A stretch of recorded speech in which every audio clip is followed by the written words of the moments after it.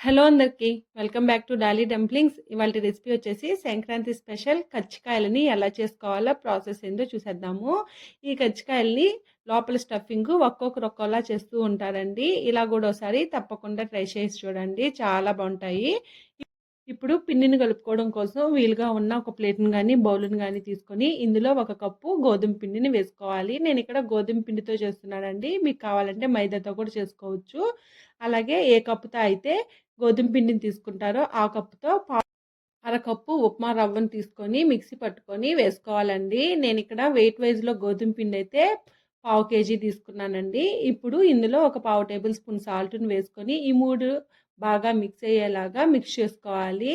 ఇలా కలుపుకున్న తర్వాత ఇందులో ఒక 1/2 కప్పు వరకు బాగా వేడిగా ఉన్న ఆయిల్ని వేసుకొని ఈ పిండిని ఆయిల్ మీద కవర్ చేసుకొని పిండిని మిక్స్ చేసుకోవాలండి. మీరు ఆయిల్ని వేసిన తర్వాత అలాగే పట్టేసుకుంటే చేయి కాలిపోయే ఛాన్సెస్ ఉంటుంది. ఆయిల్ బాగా పిండిలో కలిసిందో లేదో తెలియడం కోసం నేను ఇక్కడ వీడియోలో చూపించే విధంగా పిండిని చేత్తో కాస్త నొక్కితే ముద్దలాగా రావాలండి. అలా వస్తే కలిసినట్టు అర్థము. ఇప్పుడు ఇందులో కొద్దిగా వాటర్ని యాడ్ చేసుకుంటూ ఈ పిండిని చపాతీ పిండి కన్నా కాస్త సాఫ్ట్గానే కలుపుకోవాలి. ఒకేసారి వాటర్ని యాడ్ చేయొద్దండి. నాకు ఇక్కడ మనం పిండిని తీసుకున్నాం కదా, ఆ కప్పుతోనే 1 కప్పు వరకు వాటర్ పడిందండి. చూడండి, ఇలా బాగా మిక్స్ చేసుకున్న తర్వాత ఈ పిండి మీద మూత పెట్టి అలాగే ఒక 10 నిమిషాల పాటు వదిలేయాలి. ఇప్పుడు స్టవ్ ఆన్ చేసుకొని కడాయిని పెట్టుకొని ఇందులో ఒక 1/2 కప్పు నువ్వుల్ని వేసుకొని మంటని లో ఫ్లేమ్లో ఉంచి ఈ నువ్వుల్ని వేపుకోవాలి. నువ్వులు త్వరగా వేగిపోతాయండి, లైట్గా కలర్ చేంజ్ అయితే సరిపోతుంది. ఈ నువ్వులు ఇలా వేగిన తర్వాత వెంటనే మరో ప్లేట్లోకి తీసుకొని పూర్తిగా చల్లారనివ్వాలి. ఇప్పుడు ఒక మిక్సీ జార్ని తీసుకొని ఇందులోనే మనం ఏ కప్పుతో అయితే పిండిని తీసుకుంటామో ఆ కప్పుతో 1 కప్పు శనగల్ని వేసుకొని మూత పెట్టుకొని కాస్త బరక ఉండేలాగా మిక్సీ పట్టుకోవాలి. అలాగే ఇందాక వీడియోలో చూపించినట్టు ఒక కొబ్బరి గిన్నెని తీసుకొని చిన్న ముక్కలుగా కట్ చేసుకొని చూడండి ఇలా మిక్సీ పట్టుకొని ఈ కొబ్బరి పొడిని కూడా ఇందులోనే వేసుకోవాలి. మీరు కొబ్బరిని తురుము కూడా వేసుకోవచ్చండి. అలాగే ఇందులో మనం ముందుగా వేపి ఉంచుకున్న నువ్వులను కూడా వేసుకొని కాస్త బరకుండేలాగా మిక్సీ పట్టుకోవాలి. మరీ మెత్తగా మిక్సీ పట్టేసుకోవద్దండి, నువ్వుల్లో నుండి ఆయిల్ వచ్చేస్తుంది. ఇలా మిక్సీ పట్టుకున్న తర్వాత మీరు స్వీట్ బాగా తింటే 1 కప్పు వరకు బెల్లం తురుముని వేసుకోండి. ఏ కప్పుతో పిండి తీసుకుంటామో ఆ కప్పుతోనే వేసుకోవాలి. నేనైతే ఇక్కడ 3/4 కప్పు వరకు బెల్లం తురుముని వేసుకున్నానండి. మేము మీడియం స్వీట్ తింటాము, దానికోసమే బెల్లాన్ని కాస్త తగ్గించి వేసుకున్నాను. ఇప్పుడు ఈ బెల్లం ఈ పిండిలో కలిసేలాగా చేత్తో ఒకసారి బాగా మిక్స్ చేసుకోవాలి. అలాగే కాస్త గట్టిగా ఉంటే మాత్రం కొద్దిగా చేత్తో మ్యాష్ చేసుకోండి. ఇలా బాగా మిక్స్ చేసుకున్న తర్వాత ఒక మిక్సీ జారుని తీసుకొని మనం ముందుగా కలిపి ఉంచుకున్న ఈ మిశ్రమాన్ని మిక్సీ జార్లో వేసుకొని కొద్దిగా మిక్సీ పట్టుకోవాలి. ఇలా చేయడం వల్ల బెల్లం అనేది పిండిలో బాగా కలుస్తుందండి.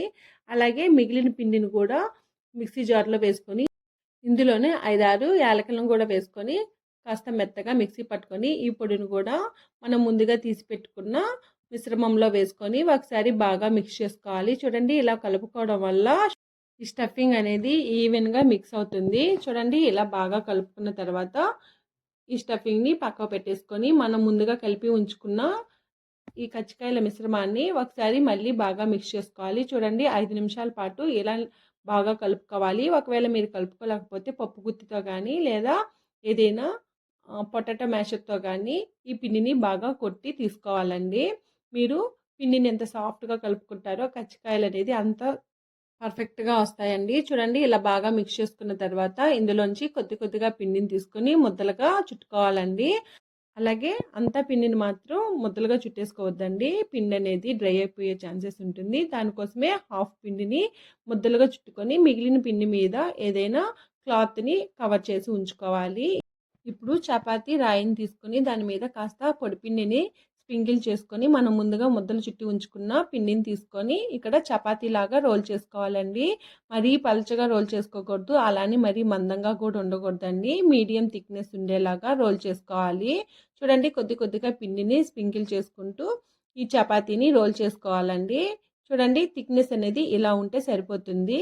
ఇప్పుడు ఏదైనా ఇలా రౌండ్గా ఉన్న బౌల్ని కానీ క్యాప్ని కానీ తీసుకొని నేను వీడియో క్లిప్లో చూపించే విధంగా కట్ చేసుకోవాలి. ఇలా కట్ చేసుకోవడం వల్ల కజ్జికాయలు అనేది అన్నీ ఒకే షేప్లోకి వస్తాయి. ఇప్పుడు కజ్జికాయలు చేసుకోవడానికి పీటను తీసుకొని దీని మీద ఆయిల్ని వేసుకొని బాగా స్ప్రెడ్ చేసుకోవాలి. ఇలా స్ప్రెడ్ చేసుకున్న తర్వాత మనం ముందుగా చేసి ఉంచుకున్న చపాతీని ఈ గజ్జికాయల పీట మీద పెట్టి ఇక్కడ వీడియోలో చూపించే విధంగా స్టఫింగ్ని ఒకసారి బాగా మిక్స్ చేసుకోవాలండి. అలాగే గజ్జికాయల్లో స్టఫింగ్ పెట్టే ప్రతిసారి ఈ స్టఫింగ్ని మిక్స్ చేసుకొని పెట్టుకోవాలి. ఈ స్టఫింగ్ అంతా బయటికి రాకుండా ఉండడానికి ఒక బౌల్లోకి 1 టేబుల్ స్పూన్ వరకు గోధుమ పిండిని వేసుకొని ఇందులో కొద్దిగా వాటర్ని మిక్స్ చేసుకొని స్టార్చ్ అనేది రెడీ చేసుకోవాలి. ఇప్పుడు ఈ స్టార్చ్ అనేది ఈ చపాతీకి నేను వీడియోలో చూపించిన విధంగా అప్లై చేసుకొని ఈ చపాతీ పీటని క్లోజ్ చేసుకొని గట్టిగా ప్రెస్ చేసుకోవాలి. అంతేనండి, వీటిల్ని ఒక ప్లేట్లోకి తీసుకోవాలి. అదేవిధంగా రిమైనింగ్ పిండిని కూడా చపాతీలాగా రోల్ చేసుకొని కజ్జికాయలని చేసుకోవడమేనండి. ఒకవేళ మీ దగ్గర కజ్జికాయలు చేసుకునే పీట లేకపోతే నేను ఇక్కడ వీడియో క్లిప్లో చూపించే విధంగా చపాతీని రోల్ చేసుకొని ఇప్పుడు మనం ముందుగా రెడీ చేసి ఉంచుకున్న స్టఫింగ్ని ఈ చపాతీలకి మధ్యలోకి పెట్టుకోవాలండి. ఇప్పుడు ఇందులో నేను వీడియో క్లిప్లో చూపించే విధంగా స్టార్చ్ అనేది అప్లై చేసుకొని ఇలా ఫోల్డ్ చేసుకోవాలి.